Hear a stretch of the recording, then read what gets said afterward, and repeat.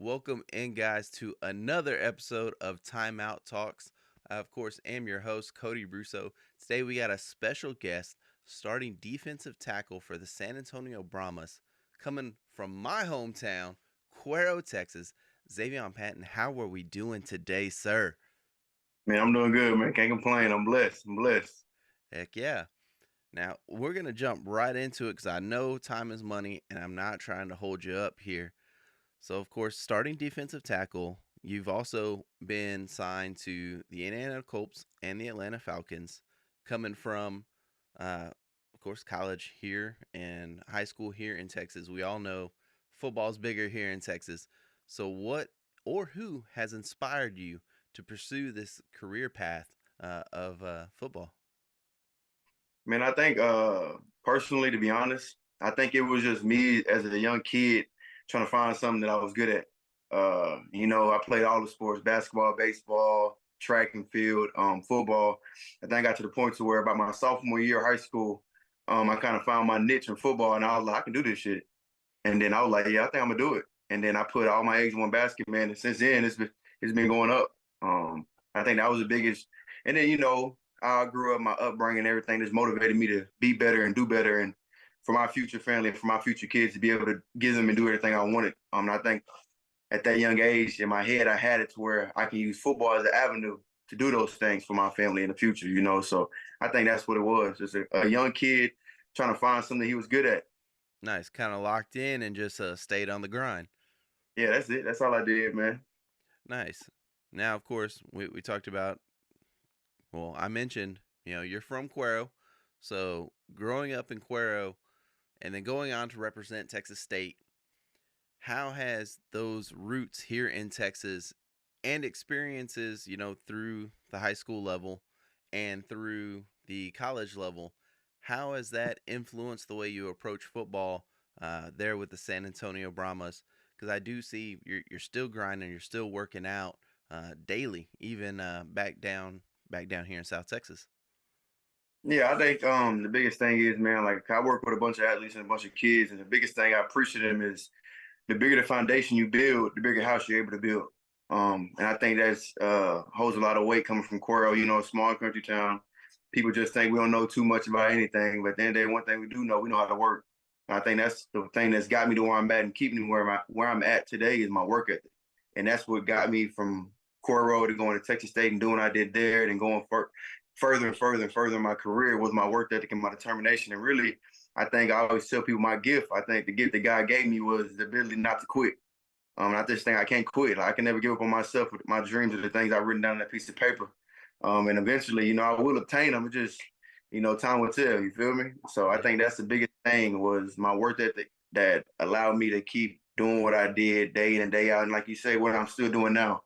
Because people understand as you keep progressing further and further in professional sports in any avenue, when you get to the top, it's lonely.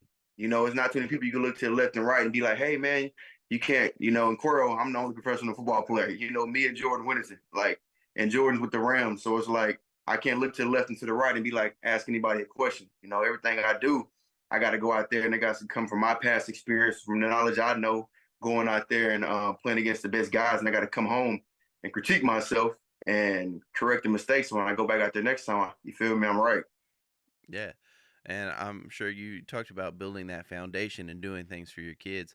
I'm sure your wife and everything like that, of course, having to be, you know, uh, supportive is an understatement for having your back and everything like that with that as well.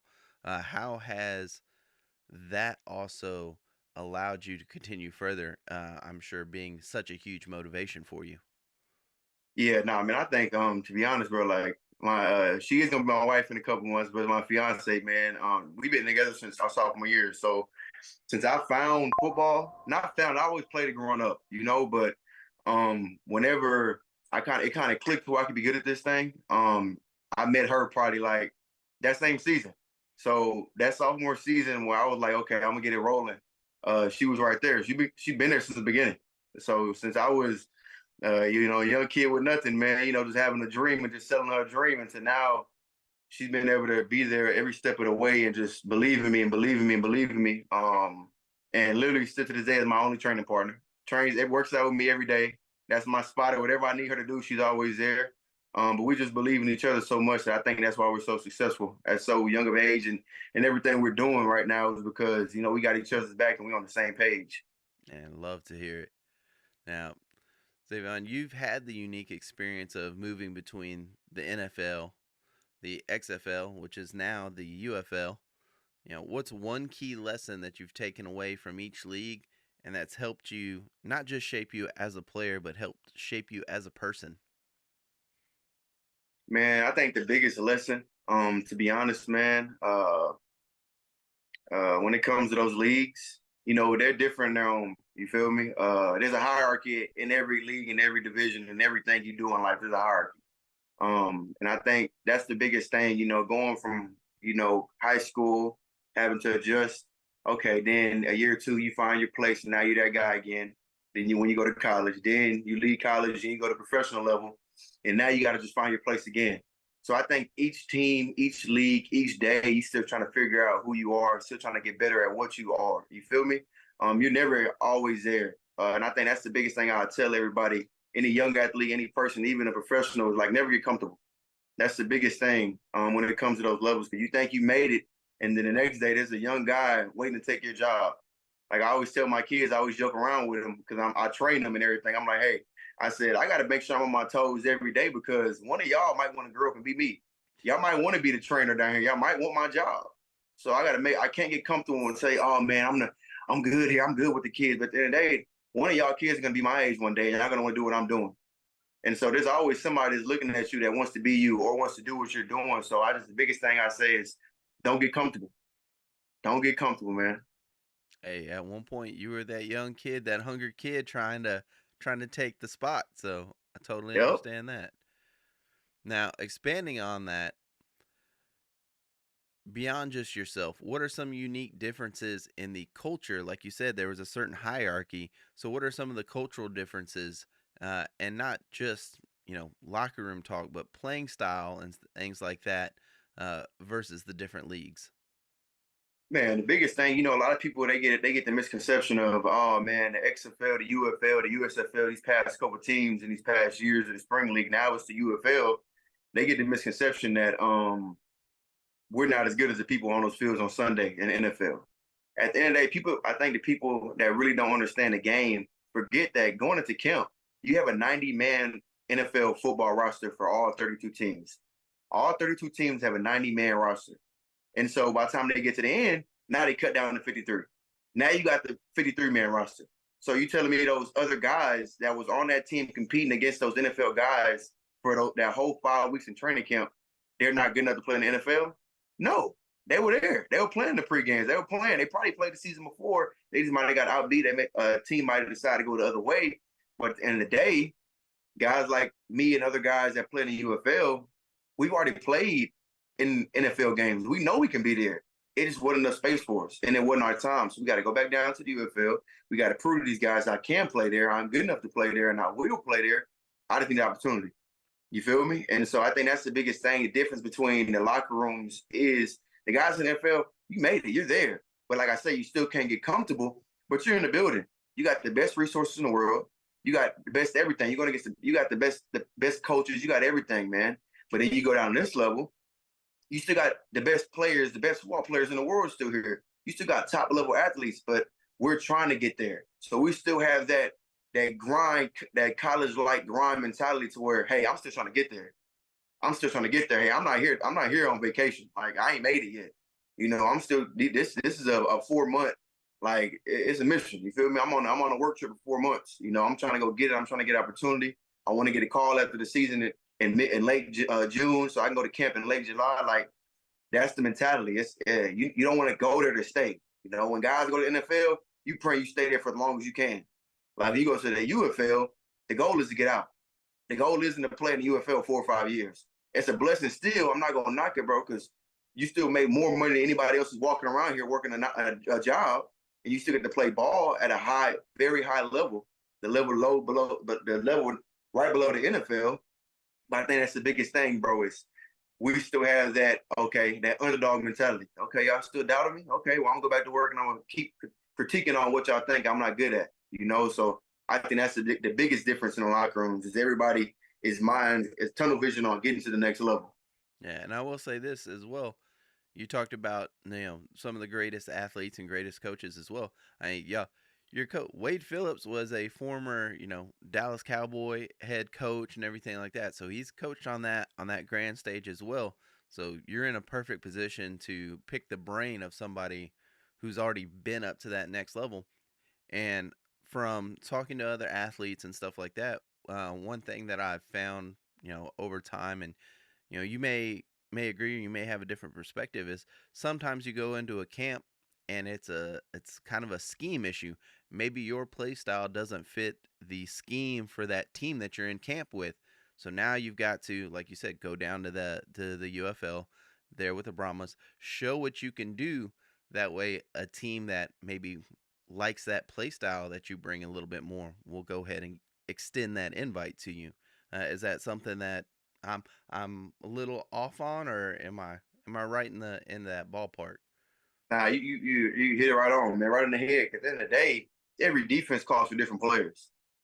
A coach has a prototype D tackle he wants. He has a prototype DN, outside backer, Mike backer, DB safety. He has a prototype that he has in his head when he's building his defense. So he knows what guy he wants to go get.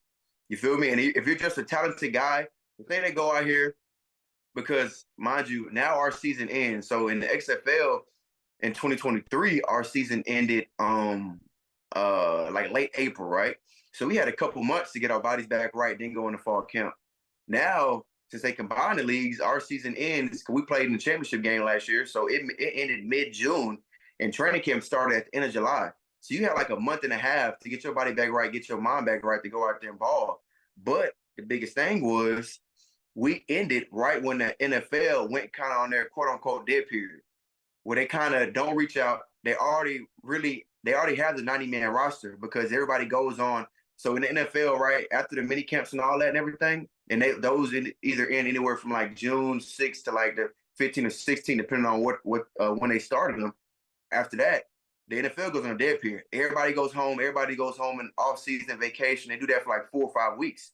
You get like maybe 3.5, 4 weeks to kind of go on vacation, do your own thing, and you report back late July. So they're really not out there really recruiting heavy. They still have a couple guys doing it, but at that point in time, they already have their guys. You feel me? But if you're a guy that, like we just said, when it comes to the scheme and everything like that, they're gonna go out there and get those guys. Like you might have been better than a guy in the UFL. Like, bro, how is he getting that opportunity?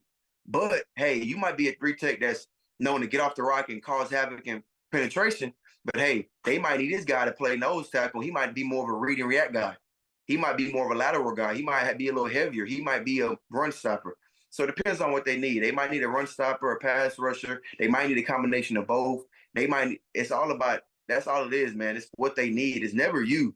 A lot of people get the misconception of, oh man, they hating on me. They're really not. It's just, you're not what they need at this moment. And you got to keep working and be ready for your opportunity. You can't take this shit personal.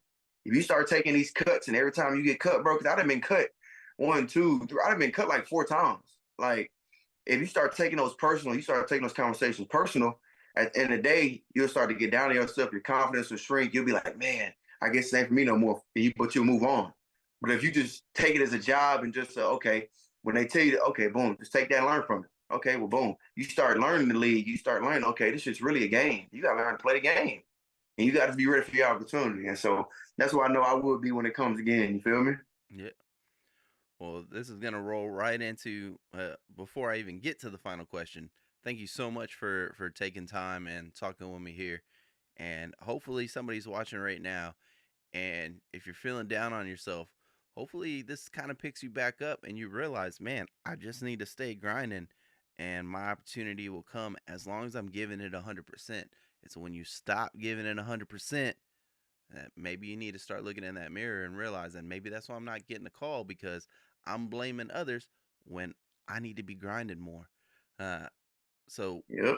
what's the one piece of advice that you're going to give to that aspiring young athlete that's watching right now that wants his big shot at the league? Man, the biggest thing I can tell them, right, is be where your feet are. So wherever your feet are in that day, every moment, be where your feet are.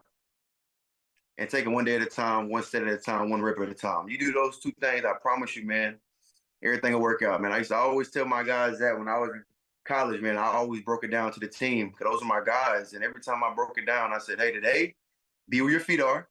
Don't worry about where you're going this weekend. Don't worry about going there after the practice. Don't worry about doing none of that. Be where your feet are. Take it one rep at a time, one set at a time, one day at a time, and we'll get through the day, and then we'll go to the next.